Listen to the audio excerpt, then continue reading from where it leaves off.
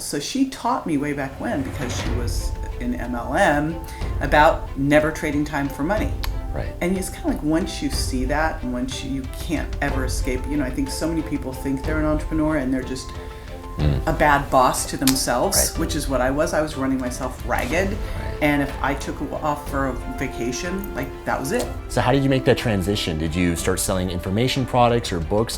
How did you transition from trading your time speaking to scaling up and removing yourself from the business? So there was no luxury here. No one's handed me anything. No one said, hey, hit you with the lucky stick. Everything that I've had, I've created, I've financed. I haven't taken any finance for any of my companies.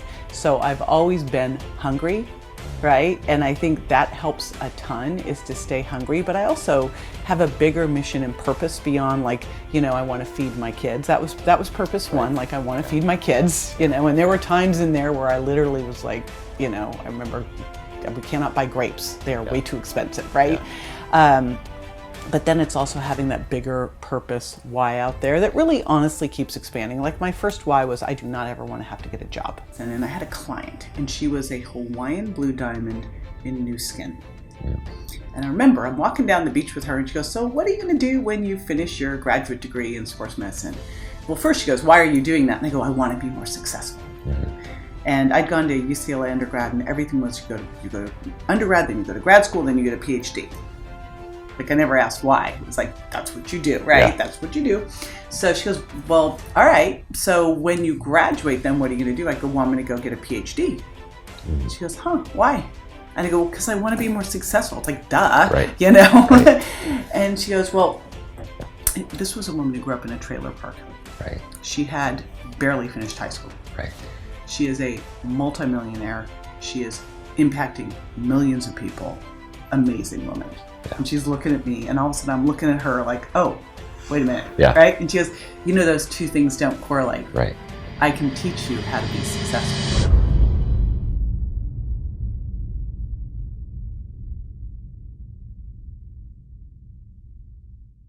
Hey everyone, this is Stephen James from Project Life Mastery, and I'm here right now with JJ Virgin, who is a celebrity nutrition and fitness expert. She's a 4-time New York Times best-selling author, including of the book, The Virgin Diet, and she's built a global media empire. And that's what we're going to talk about today, is how you built your business, your story, and share some nuggets for you guys to help you guys build your businesses as well. So JJ, thank you for taking the time. Good to be here. How did you get started? Where did you start from to get to where you're at today? So how far back do we want to go? As far back as you want. It's so funny because we're getting ready to do this talk, and they pulled out these pictures of me in Japan with my leg warmers, right? I was so it went way far back. And I think it's always important to emphasize that, because you always look at that person and you go, oh, it was easy for them, right? It's boom, they just became successful. It's they didn't look at the 20, 30 years of slogging, and grinding. I have always been into health and fitness, always. Can't imagine a time I wasn't. I started teaching calisthenics. Okay. This is I could have said jazzercise, but it was that, aerobics, all of that. And back in college, I became one of the first personal trainers. It was me, Embodied by Jake, and Mark Sisson. Wow. Us three. Yes, and it actually was what woke me up to marketing. Right. Because I was paying my way through college as a personal trainer, and it was in the 80s, and it was great. I was making 6 figures cash. Wow. While I was in college, right? So I was I am rich. This is awesome. But I was charging, at the start, I was charging $35 an hour, then $45. I kept raising it every time I'd get a new client to see how far I could go. And this was cash, and this was in the 80s. And I remember I went to a new client who had been working with the Body by Jake and his brother. And he charged $75 for 30 minutes. And at the time, I think I was charging $45 for an hour. And he was fully booked. And I went, what is going on? I'm sitting here. He does not have the degrees, the background, all the stuff I have. I've got to learn the marketing side of it. I was that's it. Yeah. I'm learning the marketing. So thank you, Body by Jake, for that one. Yeah. Wow. So how did you go from there? Did you eventually start writing books, or how do you make that transition to going more trading your time for money to scaling to that next level? I love that you said trading your time for money. So here's what happened. And so Karate Kid. Yep. I had that experience. I was a personal trainer, I was always frustrated because I wanted to figure out how to help more people. You know, how do I help more people? And I could see the trickle effect when I'd come into someone's house and I'd work with them, their family all got healthier, and that was cool, but it was like still so limited, right? So I started speaking. Right. So this is how I can help more people. So then I started speaking. And I ended up in Florida. I was going to University of Miami in sports medicine, and I had a client, and she was a Hawaiian blue diamond in new skin. Mm. And I remember I'm walking down the beach with her, and she goes, so what are you going to do when you finish your graduate degree in sports medicine? Well, first she goes, why are you doing that? And I go, I want to be more successful. Mm-hmm. And I'd gone to UCLA undergrad, and everything was you go to undergrad, then you go to grad school, then you get a PhD. Like, I never asked why. It was like, that's what you do, right? Yeah. That's what you do. So she goes, well, all right. So when you graduate, then what are you going to do? I go, well, I'm going to go get a PhD. Mm-hmm. She goes, why? And I go, well, because I want to be more successful. It's like, duh, right. You know? Right. And she goes, well, this was a woman who grew up in a trailer park. Right. She had barely finished high school. Right. She is a multimillionaire. She is impacting millions of people. Amazing woman. Yeah. And she's looking at me, and all of a sudden I'm looking at her like, oh, wait a minute. Yeah. Right? And she goes, you know, those two things don't correlate. Right. I can teach you how to be successful. Mm. And I literally took my personal training business, sold it, moved into her house. Wow. Yes. Just to learn from her, get mentoring? To get mentoring. Now, I thought she was going to teach me how to have a successful business. The first week, she has these rubber bands. She puts them on my wrist. She goes, every time you have a limiting belief or a negative thought, I want you to snap your rubber band. And I'm thinking, I've sold my business, you know, and I'm snapping a rubber band on my wrist. And what's interesting is for 6 months, she trained me on mindset stuff. Just over and over. I kept waiting for when are you going to teach me the business? You're not ready, right? And it is so much a part of me now that I didn't even remember. I had some really challenging things show up, and people are like, how are you handling that? And I go, it's just because, you know, I don't see victims. I don't see, you know, and they're like, it is just how I roll. So she taught me way back when, because she was in MLM, about never trading time for money.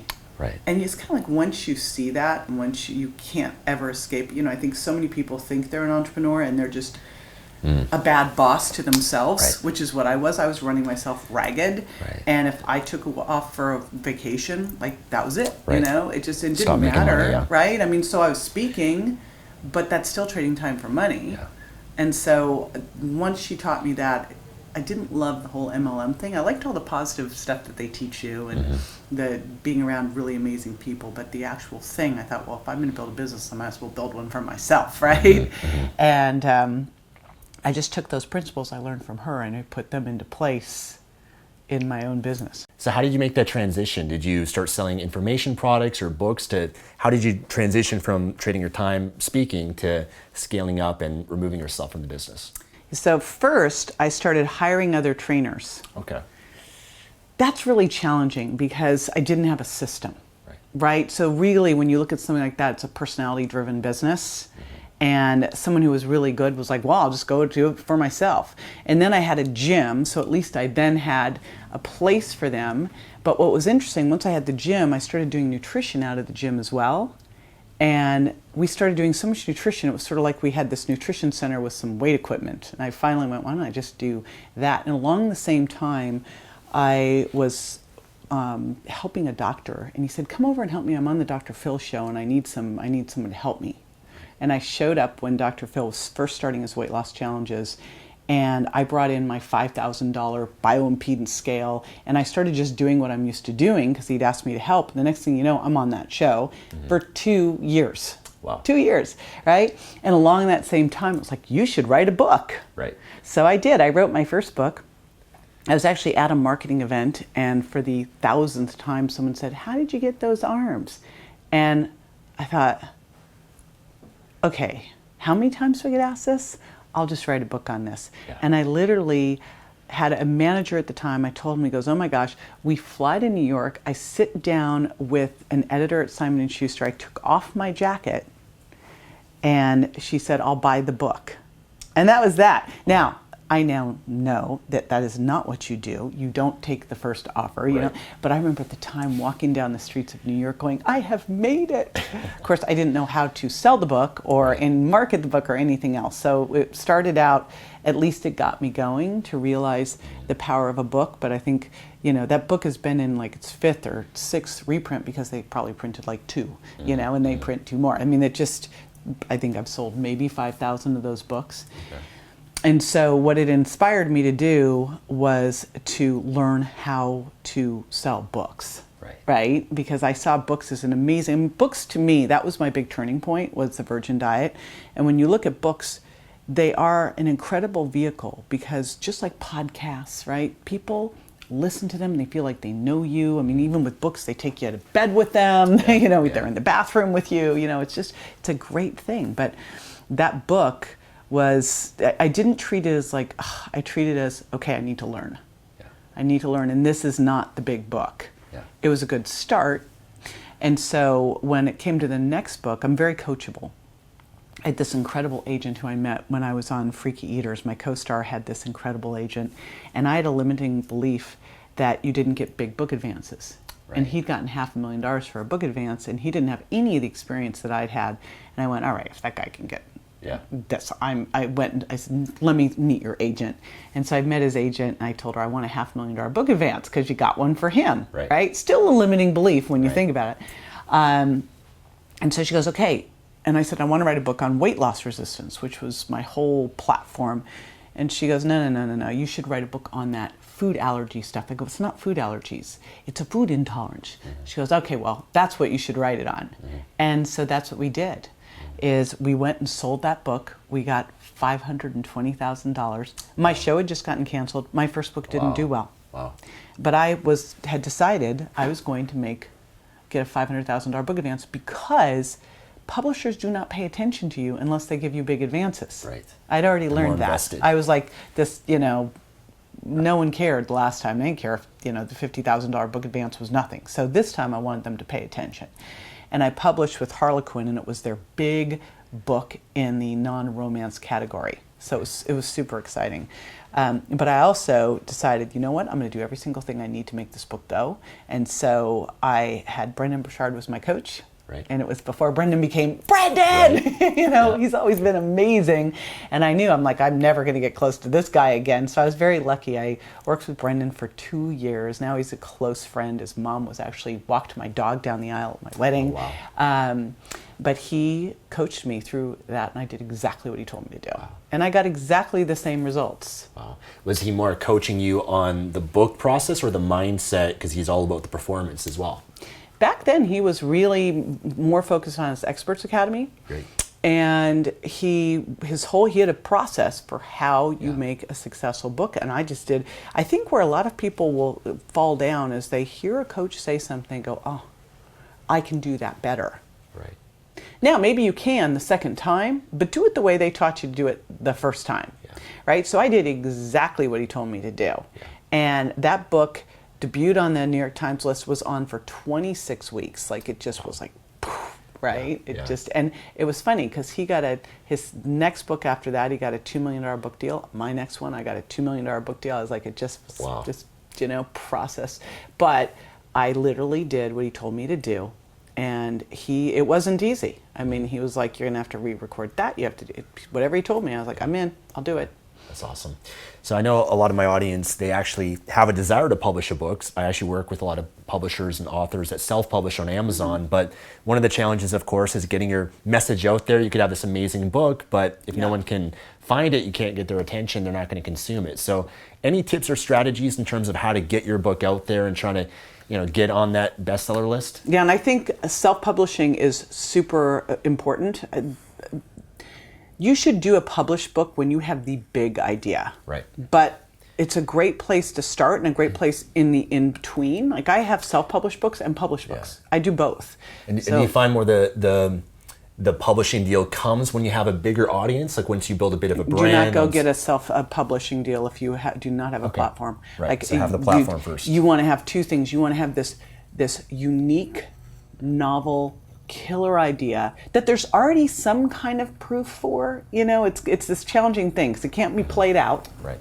So published books versus non-published books. If you have a big book, novel idea, and this is the challenge, is the publisher wants a new idea, but not too new, because there's got to be some proof of concept out there, right? And then if it's a smaller idea or something that you want to get that idea out quick, right? Or you want to use it for more marketing stuff where you can control it, do a self-published book. I think they're both fantastic, but you don't want to go after a publisher until you've really built a platform, because you want to be able to get a good advance. And I really use publishers. They're going to be my partner. They're going to help me create a better book. They're going to give me deadlines, important, big deadlines, and they're going to help with distribution. The marketing is always going to be on us. And ultimately, you can have the best idea, crappy marketing, and no one will know about it. So if you look at books and how they really, really sell, they sell by word of mouth.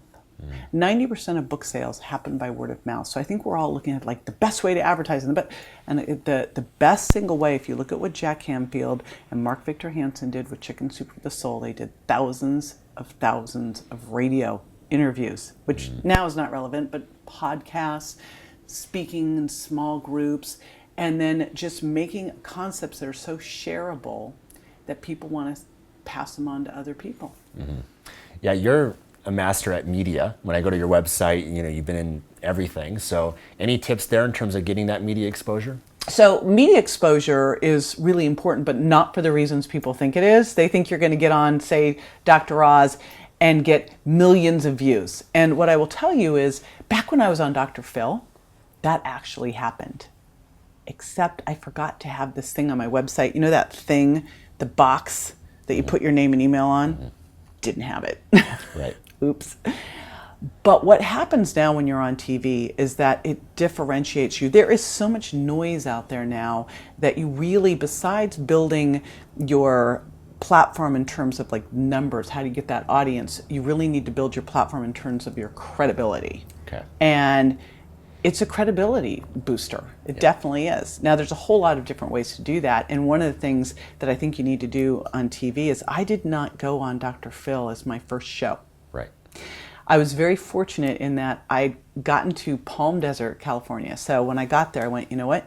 I need to build my business quickly here. So I'm just going to go on local TV. This will be easy.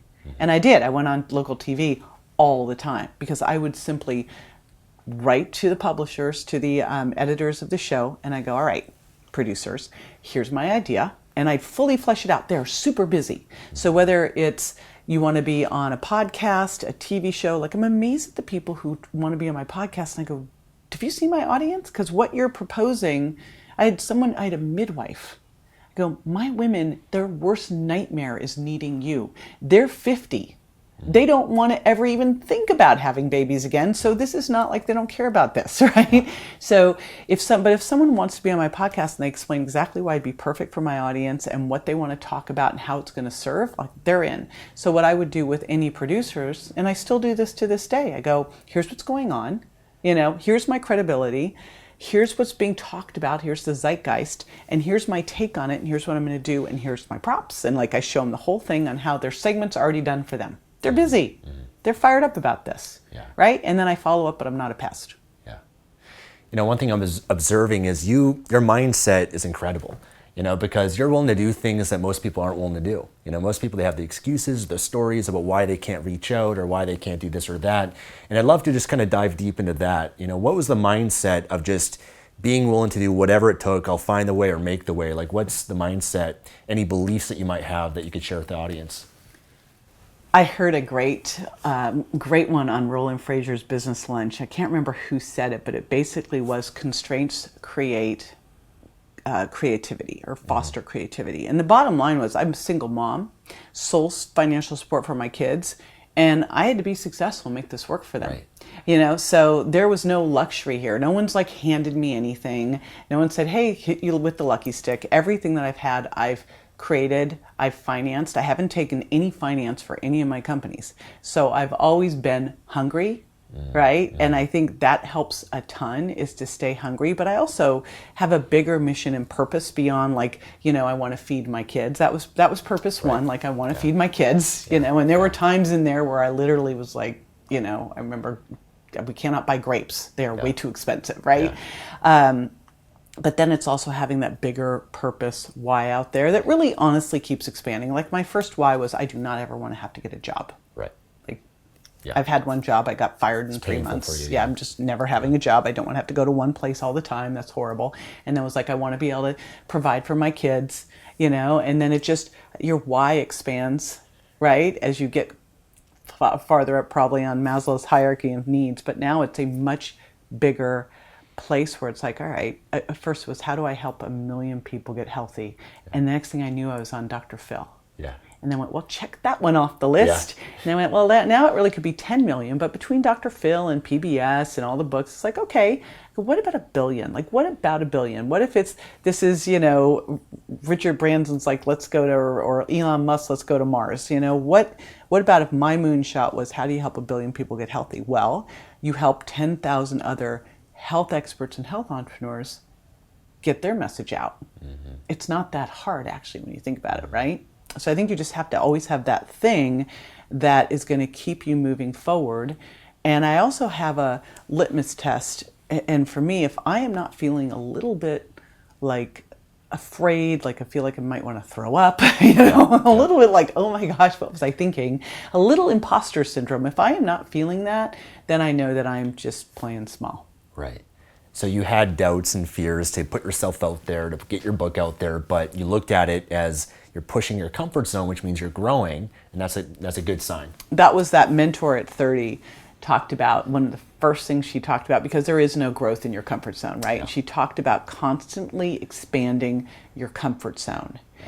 And you get to the point where when you said that thing, I don't even know what you're talking about. Like how would someone not knock down the walls if they needed to get to where they want to be, right? I mean, to do what they have to do. You just do what you have to do. Yeah. What were some of the challenges and obstacles that you faced along the way, and how did you overcome them? So when the Virgin Diet was getting ready to be published, it was probably a month beforehand, I'd invested the entire advance. I invested into doing a public television special, into a launch that Brendan helped me with, and I borrowed some money too. And 4 weeks before, my 16-year-old son, I had 2 sons, 15 and 16 at the time, and Grant got hit by a car while crossing the street at dusk, and literally was left for dead in the street. And they airlifted him to our local hospital. When we got there, they said, you're going to have to let him die. And he had a torn aorta, kills 90% of the people on the scene. They told us sometime in the next 24 hours it's going to rupture. And we cannot fix it here because we do not have the right facility, surgeon, etc. And he had multiple brain bleeds. So he's in a deep coma, 13 fractures, this torn aorta. We decided we were going to airlift him to the next hospital. We overruled this doctor, who was very angry. And I'm like, he's going to die here, right? Yes. I'm like, all right, well then, let's take our chances. So we airlifted him to this next hospital. He was in the hospital for 4.5 months. I launched my Virgin Diet book bedside next to, and I have the pictures. I have a picture of me on my laptop. He is in a coma, ventilator, whole thing. And I'm sitting there bedside launching my New York Times. In fact, at the same time, the hospital knew what was going on, right? They knew that I had this book, and I was like going, I have to make this book work. Like, this book is going to save my son's life. And I told Grant, I said, here he is in a coma. And I'm like, Grant, you're going to be 110%. We totally got this. Now, this is ridiculous. They don't know he's going to make it through the night. I'm like, we've got this. Don't worry. Your name means warrior. But I need you to fight. And I'm going to pull in all the resources. And that was it. I was like, I'm just going to get this kid to be 110%. But the only way I'm going to do this is to make this book go huge. Because if I do not have the book, I will be bankrupt.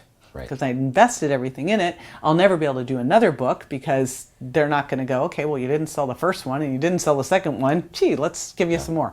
So I knew that it was like, go time. Yeah. And so that's what I did. And honestly, I think it's a big reason that the Virgin Diet became the success it is, and my son is 110%. Yeah. Right? And you know what's so cool about all that? it is very hard to rattle me at this point. Wow. Once you've gone through adversity like that, your back's been against the wall, you have to find the way. It is one of those big gifts that at the time you're not going, this is such a gift. No, at the time I wasn't going, this is great. It was like that was not happening. I was like, oh my gosh. Yeah. But every time you go through something rough and you get through it, because you always get through it, right? Because we aren't victims. I love that whole saying of there are no victims, only volunteers. Right. It is completely how you decide to show up. And every time you show up and you get through one of those things, you go, and you realize that so many of the things that people, I'm amazed at what people will get rattled by. I'm like, that rattled you? Right. That rattled you. Or say haters. Right. If you don't have haters, it's because you're irrelevant. Right. Right? Yeah. No one cares. Yeah. Because if people care, you will have haters. Yeah. That's it. I mean, Rachel Ray has haters. Rachel Ray, she makes pasta on TV. Yeah. It's ridiculous. Yeah. Now, you transformed so many people's lives with health and fitness, and I'd love to hear from your perspective the correlation on how really taking good care of your body, how that amplifies other aspects of your life. Because, I believe, if you want to build a business, you're going to need a tremendous amount of energy to pursue your dreams, your goals, and a lot of people, they don't have that. They don't take care of their body. So what have you noticed in terms of prioritizing health and fitness, how that has helped you, but also some of the people that you worked with and seeing their transformation? Yeah, it's so hard to even understand someone not making their health a priority. I remember when I first started in personal training, it was seen as such a luxury. Yeah. Right? I mean, you doing that and you exercising, you're vain. And I'm like, vain? If exercise was a drug, it would be the most prescribed drug on the planet. Right. It is absolutely crazy. So I love that saying that the way you do one thing is the way you do everything, right? That is, I don't know who said it, but whoever did, they were really smart, because it does create a ripple effect. I mean, if you get up and you go and you exercise, you're probably going to eat a little bit better than you would have. And then you eat a little bit better, and then you've got a little more energy, so then you're not going to need that 12th cup of coffee. I actually think coffee is a health food, but not if you douse it with skim milk and drink tons of it. And then if you've done that, you probably aren't going to be so super stressed that you're going to have to chug down a bunch of vodka at night, and then then you'll probably sleep better. So it all goes together. But I think where people mess up with all of that is if they haven't been taking care of themselves. They look at the whole situation, they go, oh my gosh, what am I going to have to do? They go, I need to change my diet, and I need to start exercising, and I got to sleep, and I got to deal with my stress. I should take some supplements. I should probably do some meditation or maybe some tapping. And you look at the whole thing and you're like, this is just too much. Instead of going, how about I'll just do one thing. Gary Keller's book, I think, is the best book ever for just how to live your life. Pick one thing. Yeah. And I have to remind myself all the time, because we're entrepreneurs. We don't want to pick one thing. Yeah. We're abundance minded. But if you just, in anything that you want to do, go, all right, I know I need to get healthier. And health is something we're always working on up-leveling. It's not static. If you're not constantly improving it, it's declining, right? And so I just am always working on something. There's always one thing that I'm working on that I'm improving, always. And then when that one's really dialed, I'll go to the next one. Yeah. So what would you say is maybe one of the biggest things or something that people could do to immediately improve their health? Any tips that you have for someone? I know you got lots. But what's one big one that you can share? That book, the Get That Bleep to Sleep? Yeah. That's a kid's book, but it should be for everybody, probably parents more than anything else.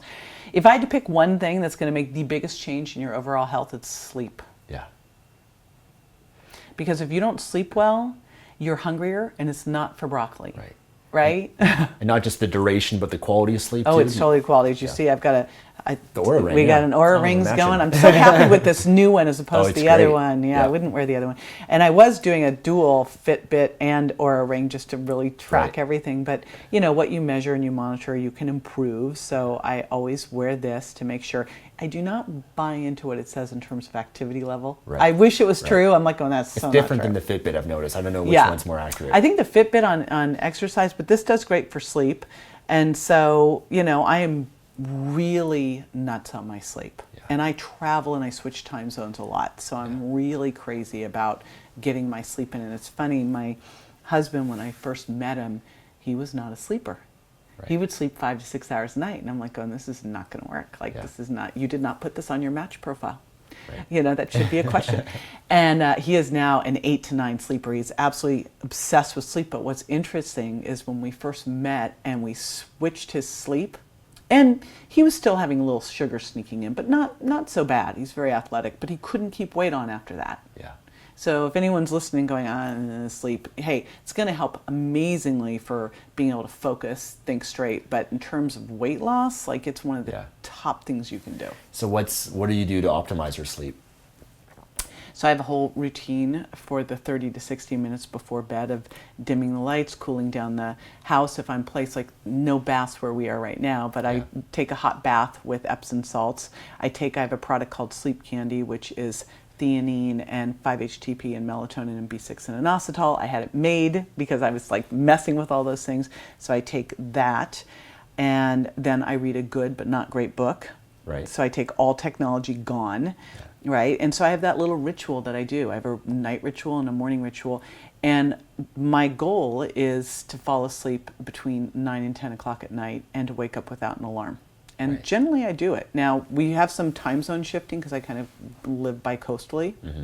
But I'm really careful as I shift time zones that I don't go to the East Coast from the West Coast and decide I'm going to, start my day at 8 a.m. there the next day. I don't do it. So I let myself shift my time zones carefully. Got it. And let me just ask you about your morning as well. Is there a certain morning ritual that you have? Yes, journal. I think, you probably hear it from every single successful person. It's like, I've got a journal. Yeah.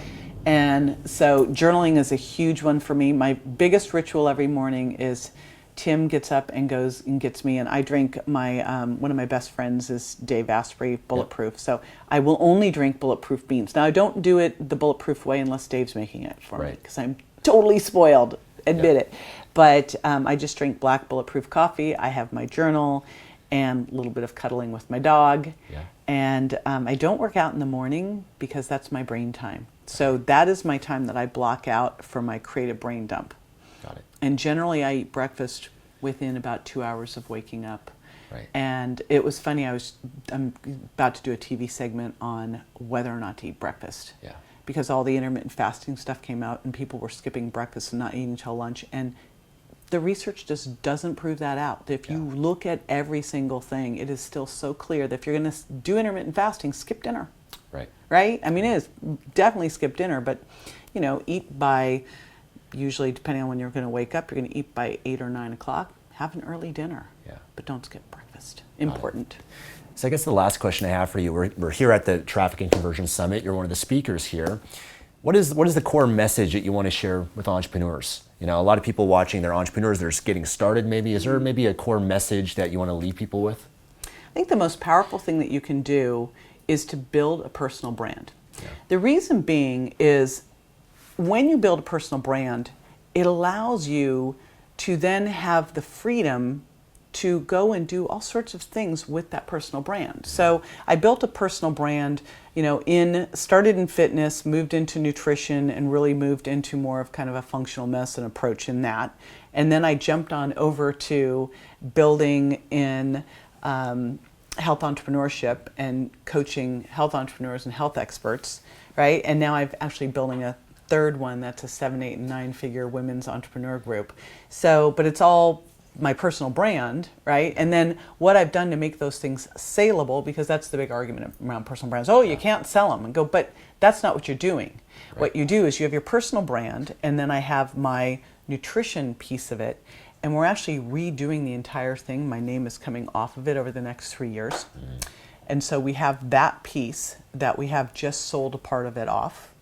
And then Mindshare, even though it started out as JJ's thing, I didn't even have a name for it. No website, no name, people just getting together to collaborate and share ideas. And as it grew, I was like, we really need a name for this, right? And it took a while, and I started putting more and more people up on stage, so it wasn't JJ's thing. It was everybody's group they co-curated, and then I'm doing the same thing again. And so when you build a personal brand, it can help you launch anything. I mean, you talked about Brendan. When I met Brendan, A lot of people have known him for his partnership stuff, and then he moved into Experts Academy. That's when I met him, and he had this little thing called High Performance Academy. It really was small and just kind of growing. The big one was Experts Academy, but now when you look at him, he's really moved into high performance and personal development. He always wanted to, and but his having that strong personal brand gave him the freedom to move into these different things, and then if he chose to sell off any of those ones, he could, but he still keeps him. So I think it's a really powerful thing to do. And so how should someone build their brand today? Is it more putting out content, social media? I think that more than ever, we've got to go back. So one of the things that we're really working on in all of our brands is more events, experiences. I've actually never really run ads. Right. So, because I was always out speaking, I did a lot of TV, but TV nowadays isn't how you build an audience. It's just how you build credibility.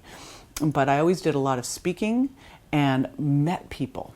And, you know, you can do some of that with Facebook and Instagram and YouTube Lives, but it's not the same as going out. So I do events. We're actually going to start doing a lot more meetups, and I do a lot of communicating through social media on those lives and talking to people. You just can't get away from that. I think people are trying to get away from that and trying to find the best ad, the best. If you build a solid business talking to people, first of all, you're going to know what they want. I brought my top customers from the JJ Virgin brand over to my house for the afternoon. We needed to get some testimonials for home shopping, but it turned out to be the greatest thing ever. They just told me everything they wanted. And we just hung out we actually hung out the entire day. And I also totally understand the words they use, what they want, right? That's what you need to be doing. You got to be, and if you are not in love with your audience, then you've got the wrong audience. Like, you want to be with people who you love, you want to serve. If you stay with that, you will, and you just stay there and grind, right? I mean, it's a grind. It's not going to happen overnight. It's going to happen, you've got to give 3 to 5 years of grinding, and the audience you love with a message that makes a difference. It's not the same old thing that you're doing, or because, like, let's say we're in health because keto's hot. You know, it is ridiculous. You do something that matters to you. I mean, I've been saying for 25 years that your body's not a bank account, it's a chemistry lab. For 25 years, I've been saying the calorie model's stupid, right? It's finally catching on. Like, there finally was a study that came out about it 25 years later. Awesome. So there you have it. Go out there, build your personal brand. JJ, thank you so much. How can people find out more about you and what you're up to? So, personal brand, jjvirgin.com, and my JJ Virgin Lifestyle Show, and then mindsharecollaborative.com is all the health experts and health entrepreneurs. Great. And we'll link all of that below for you guys, so definitely recommend checking out JJ's work.